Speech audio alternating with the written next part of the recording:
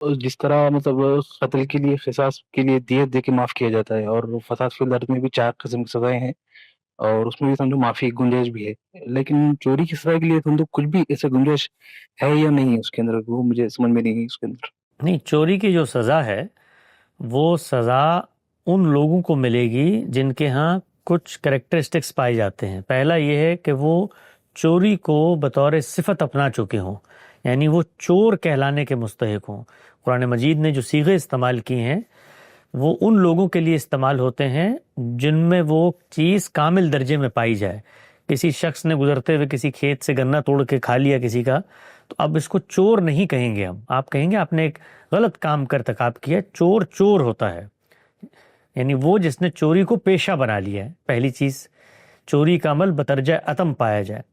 دوسری چیز، جو مجرم ہے وہ اپنے حالات کی رعایت سے کسی عذر کا مستحق نہیں ہے، یعنی جرم کی نوعیت اور مجرم کے حالات اس کو کوئی امیونٹی نہیں دیتے۔ مثال کے طور پہ کوئی شخص سے کہتا ہے کہ جی میں تو ایسے لوگوں میں پیدا ہوا، میرا باپ چور تھا، دادا چور تھا، میری خاندانی تربیت چوری کی ہوئی، تو میرا تو ایک طرح کا یہ بچپن کا اڑنا بچھونا بن گیا ہے، تو اب میں نے یہ کام کیا ہے، میں پکڑا گیا ہوں، تو مجھے اس کی رعایت دیں کہ میں نے اس کو اپنے اختیار سے انتخاب نہیں کیا تھا۔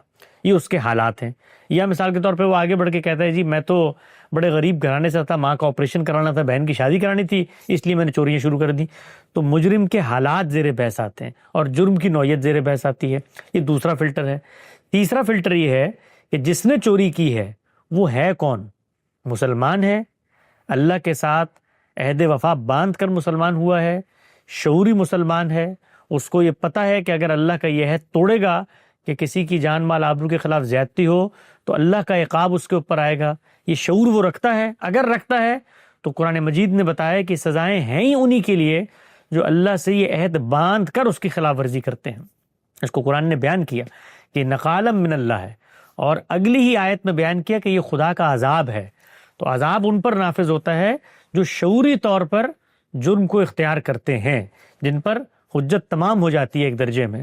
تو یہ ساری چیزیں جج دیکھے گا، جس کی عدالت میں قاضی کے پاس فیصلہ جائے گا تو وہ سوال کرے گا، پوچھے گا کہ دینی شعور کیا کیا تم جانتے تھے کہ مسلمان ہونے کے بعد یہ کام کرو گے تو یہ سزا ملے گی؟